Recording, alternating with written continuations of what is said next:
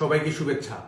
আজ যখন কথা বলছি তখন এমনকি সাইবার স্পেসেও কথা বলা নিষিদ্ধ ঘোষণা করেছে অবৈধ সরকার। মানুষকে অধিকারহীন করে দিয়ে আজকে বাংলাদেশের সম্পূর্ণ ফ্যাসিস্ট ব্যবস্থা প্রতিষ্ঠিত হয়েছে। গণতান্ত্রিক রাষ্ট্র ব্যবস্থার শর্ত মানুষের অধিকারের নিশ্চয়তা এবং নির্বাচিত প্রতিনিধিরা নির্ধারিত সময়ের জন্য নির্ধারিত পদ্ধতিতে রাষ্ট্র পরিচালনা করবে। এটি রুলস অব দ্য গেম। আজকে যারা বাংলাদেশে ক্ষমতায় আছে, কে তাদেরকে নির্বাচিত করেছে, কে তাদেরকে ম্যান্ডেট দিয়েছে, সংবিধানের কোন নিয়ম অনুসারে তারা ক্ষমতায় আসীন আছে? প্রজাতন্ত্রের মালিক জনগণ। বঙ্গবন্ধু ৭ই মার্চের ভাষণে বলেছিলেন, জনগণের নির্বাচিত প্রতিনিধিদের কাছে ক্ষমতা হস্তান্তর করতে হবে। দলের নিজস্ব লেন্স থাকে, কিন্তু এবারের লড়াইটা শুধুমাত্র দলীয় নয়। এবারের লড়াই জনগণের ক্ষমতা জনগণের কাছে ফিরিয়ে দেওয়ার লড়াই। এবারের লড়াই বাংলাদেশ নামক বাড়িটার চাবি তার মালিক জনগণের কাছে বুঝে দেওয়ার লড়াই। আরেকটি দিক হচ্ছে এই যে অবৈধ অগণতান্ত্রিক অসাংবিধানিক ক্ষমতা, এর মাত্রাটি কিরকম। গণতন্ত্রের পায়ের নিচ থেকে সব মাটি সরিয়ে দেশব্যাপী ভয়ের একটি ইকোসিস্টেম চালু করা হয়েছে। আজ বাংলাদেশে কেবলমাত্র দুটো অধিকার রয়েছে আপনার। একটি হলো সরকারকে সমর্থন করার অধিকার, আরেকটি হলো আওয়ামী লীগকে সমালোচনা করার অধিকার।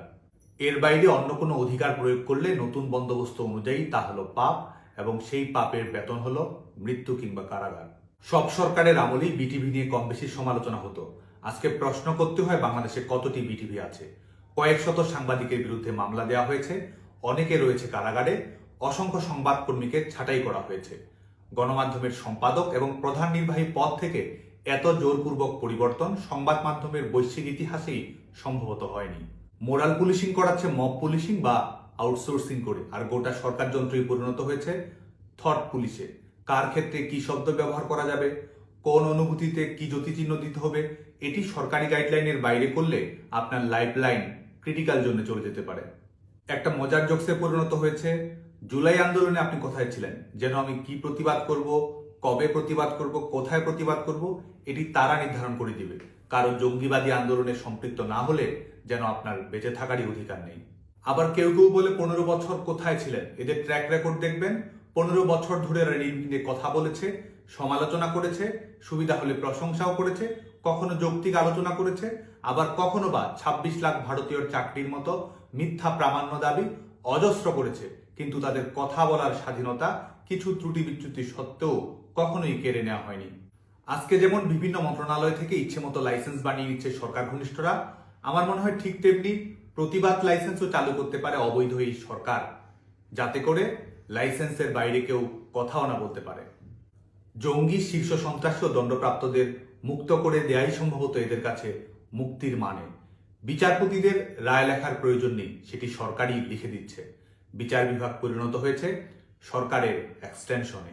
বাস্তবতাটা এমন, এক অর্থে বিএনপি, জামায়াত, কিংস পার্টি এবং এদের কিছু সুবিধাভোগী গোষ্ঠী ব্যতীত বাংলাদেশের সকল নাগরিকই কোনো না কোনো মামলার আসামি, জ্ঞাত কিংবা অজ্ঞাত।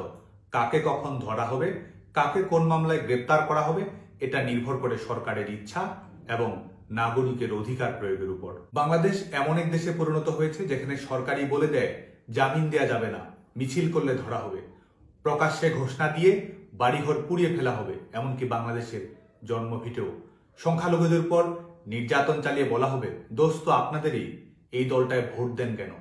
প্রকাশ্য দিবালোকে নারীদেরকে পিটিয়ে দোষ দেওয়া হবে তার পোশাক এবং সময়ে, যেন সময় বিষয়টিও একটি পুরুষ লিঙ্গ। হত্যা করবে, ইন্ডেমনিটি দেবে, রায় দেবে নিজেরা, আবার তারাই এক একজন কথা বলবে যেন তারা ন্যায় বিচারের সিইও। নির্যাতনের শিকার হয়ে অনুশোচনা নাকি করতে হবে নির্যাতিতদেরই, দুঃখিত বলতে হবে ঘাতকের কাছে। যারা সত্যিকারের ফ্যাসিস্ট তারাই আজকে ক্ষমতায় আছে, যাদের হাতে রক্তের দাগ লেগে আছে তারাই ক্ষমতার সিংহাসনে ছড়ি ঘোরাচ্ছে। কার্যক্রম নিষিদ্ধ করে দেয়া হলো, একথা ফ্যাসিদ ইউনূসই প্রথম বলেননি, বলেছে আরেক স্বৈরশাসক ইয়াহিয়াও। ইতিহাসই নির্ধারণ করেছিল ইয়াহিয়া আস্থা করে নিক্ষিপ্ত হবে এবং আওয়ামী লীগ স্বাধীনতা, গণতন্ত্র ও মুক্তির প্রতীকে পরিণত হবে। ইয়াহিয়া যেই পথে গেছে ইউনূসও সেই পথে যাবে। জনগণই আওয়ামী লীগের ভাগ্য বিধাতা, জনগণই আওয়ামী লীগকে বিজয়ের বন্দরে পৌঁছে দেবে, জনগণের বিজয় নিশ্চিত করার জন্য। আপনারা সবাই ভালো থাকবেন, সুস্থ থাকবেন, নিরাপদে থাকবেন। জয় বাংলা, জয় বঙ্গবন্ধু।